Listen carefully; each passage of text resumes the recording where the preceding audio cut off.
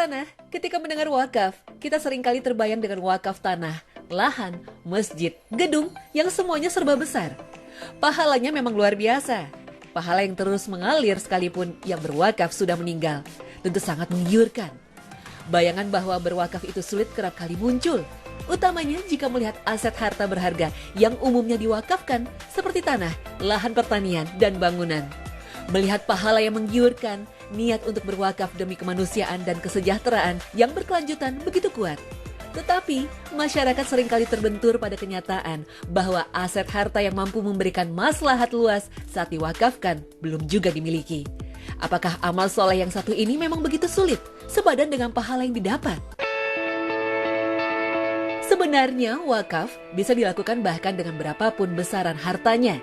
Tidak seperti zakat yang memiliki nisab nilai minimal sesuatu harta yang wajib dikeluarkan zakatnya. Wakaf tidak mempunyai batasan minimal harta untuk diwakafkan. Wakaf tidak terpaku pada jumlah harta atau objek wakafnya, tapi pada asas manfaatnya yang berkelanjutan. Maka Al-Quran pun bisa menjadi objek wakaf. Atau wakaf Al-Quran. Dengan mewakafkan Al-Quran ke masjid atau tempat-tempat tertentu, maka selama Al-Quran itu termanfaatkan, dibaca orang, maka pahalanya terus mengalir pada orang yang berwakaf. Bukankah ini menggiurkan? Al-Quran Al-Karim, kitab Allah SWT, pedoman hidup manusia yang jika membacanya saja akan mendapatkan pahala.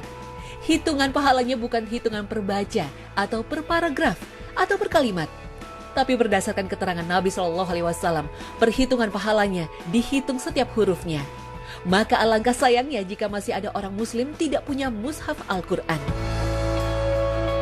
Tapi nyatanya, tak sedikit kaum muslim yang tidak pernah baca Al-Quran karena memang tidak memiliki Al-Quran.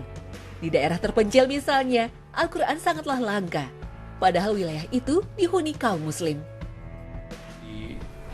Indonesia Timur itu kami mendistribusikan Al-Qurannya ke pulau-pulau terpencil.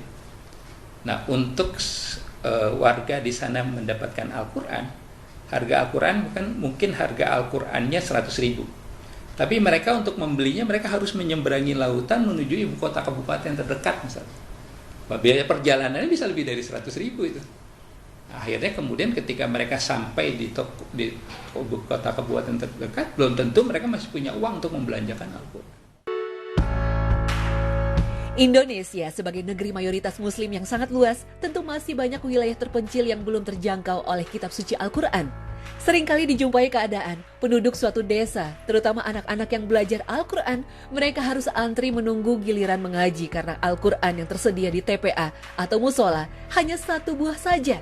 Bahkan ada beberapa daerah yang sangat sulit, bahkan belum pernah membaca Al-Quran dan terjemahan sama sekali. Ketika mendapatkan Al-Quran wakaf itu sampai menangis dia. Kenapa? Karena dia tahu ada Al-Quran terjemah, Al-Quran wakaf terjemah ya. Dia tahu Al-Quran terjemah, tapi dia nggak punya uang untuk membelinya. Itu baru pertama kalinya dia mau mendapatkan dan membaca Al-Quran terjemah.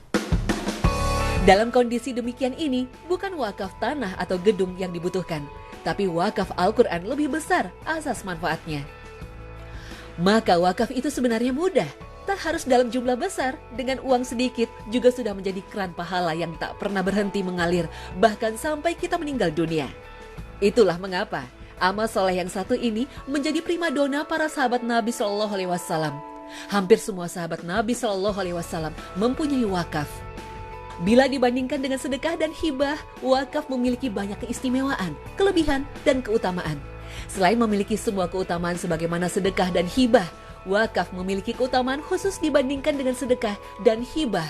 Antara lain, bagi orang yang berwakaf, pahalanya akan terus mengalir sekalipun ia sudah meninggal dunia. Rasulullah SAW bersabda, apabila manusia meninggal dunia, maka terputuslah semua amalnya kecuali 3 macam, yaitu sedekah jariyah yang mengalir terus, ilmu yang bermanfaat, dan anak soleh yang mendoakannya. Hadis riwayat Muslim.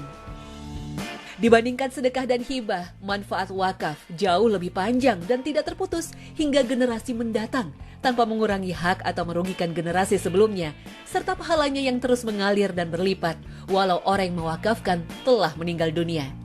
Harta benda yang diwakafkan tetap utuh terpelihara, terjamin kelangsungannya dan tidak bisa hilang atau berpindah tangan.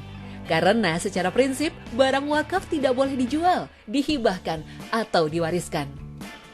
Manfaatnya terus dirasakan oleh orang banyak, bahkan lintas generasi, karena kepemilikan harta wakaf tidak bisa dipindahkan.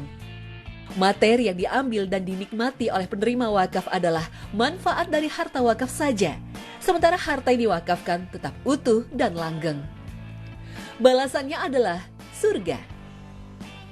Dan bersegeralah kamu kepada ampunan dari Rabb-mu dan kepada surga yang luasnya seluas langit dan bumi yang disediakan bagi orang-orang yang bertakwa, yaitu orang-orang yang menafkahkan hartanya baik di waktu lapang maupun sempit, dan orang-orang yang menahan kemarahannya dan memaafkan kesalahan orang lain. Allah menyukai orang-orang yang berbuat kebajikan.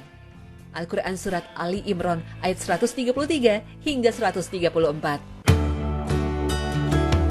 Pahalanya dilipat gandakan hingga 700 kali lipat. Perumpamaan nafkah yang dikeluarkan oleh orang-orang yang menafkahkan hartanya di jalan Allah serupa dengan sebutir benih yang menumbuhkan 7 butir. Pada tiap-tiap butir tumbuh 100 biji. Allah melipat gandakan ganjaran bagi siapa saja yang Dia kehendaki. Dan Allah Maha Kuasa karunia-Nya lagi Maha mengetahui. Al-Quran Surat Al-Baqarah ayat 261. Inilah amal soleh yang tidak biasa, tapi kurang akrab bagi masyarakat muslim. Wakaf tidak harus selalu tanah atau properti, apapun dan berapapun bisa dilakukan.